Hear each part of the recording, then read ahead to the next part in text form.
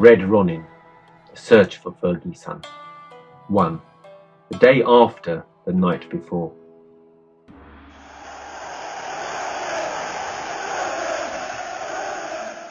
Champions!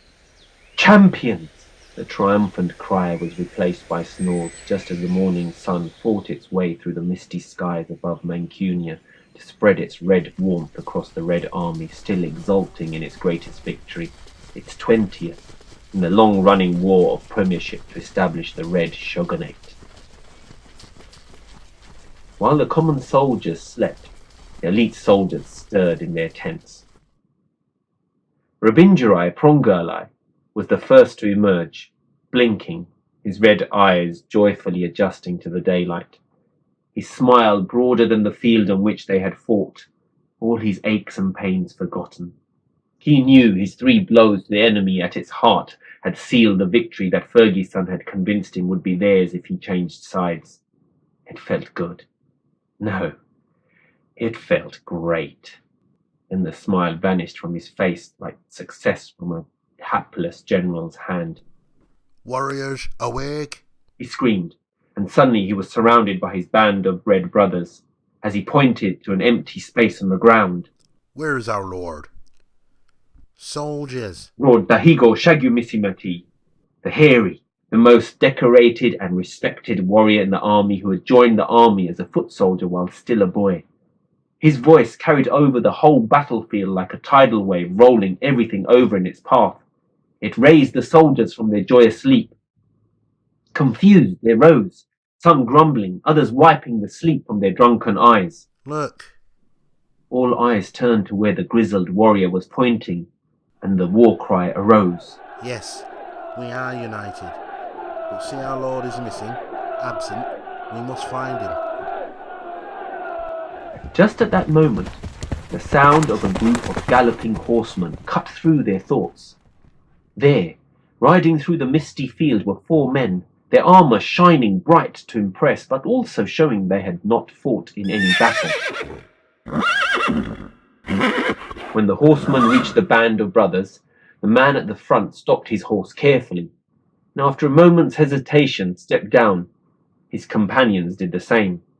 The man took off his helmet, and recognition was accompanied by a hiss of confusion, for it was Dadoji Moysin of the clan Glaswechi. He, who had stayed behind the walls of his castle, always firmly defending it from attack, but had rarely ventured out to enlarge his clan's territory or take back trophies to hang in the ancestral marbled halls of Gudsan. His had been a rule to allow you to sleep peacefully at night, but unfortunately his style had also meant you slept through most of the day. What was he doing here? Dadoji Moysin looked around the battlefield and the fluttering banners of victory, and he visibly quailed at the magnificence before him. However, gathering his limited courage, he spoke.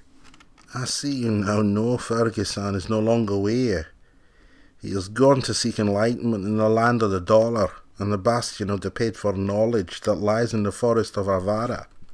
He is truly beyond our reach now, for none can enter Havara without a mighty purse and the right to know little," cried Hiroshi Kaga, the much-travelled warrior from the land of the rising sun, because, of course, the sun does not rise anywhere else. "He has chosen me as his man. I am the new Fergie San," Moysin added with finality. A cry of woe rose from the army as they gazed on the pale-faced harbinger of such evil tidings, but the band of brothers showed no emotion. Their loyalty to Fergie San would not allow them to question his final wish. They stared at the signature written in gold on the hide of a sheep from the fabled city of Glasgow, and knew that what they had just been told was true. The red and purple bulbous nose sigil of Fergie San, stamped under the signature, revealed its authenticity. "What's that mean?" whispered the thick-set and thick Wazatako Skausko Gitumi to no one in particular. "We're fucked," whispered Yasuda Reneman, the marshal of the army, and until this moment one of Fergie San's 2 right-hand men, with Yasuda Fee-man the Quiet, We're all fucked.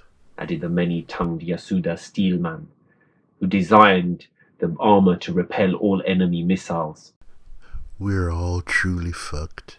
insisted Robinjurai Prongalai under his breath, but loud enough for all his band of brothers to hear. On hearing this, Ryo Takanob, who is known by the name of a river in far-off land, moved as though struck by some terrible sickness, but as he explained to his fellow warriors later, he was merely expressing his distress at the news, with movement that originated from the mythical land of Pekamrai, although they remained unconvinced and believed his illness was the result of too many blows to the head in battle. Dadoji Moysin had also heard Robinjurai Prongalai, although he pretended he had not, but the terrible seeds of all that was to come had already been sowed that fateful misty morning. Just how terrible? They would all find out soon enough.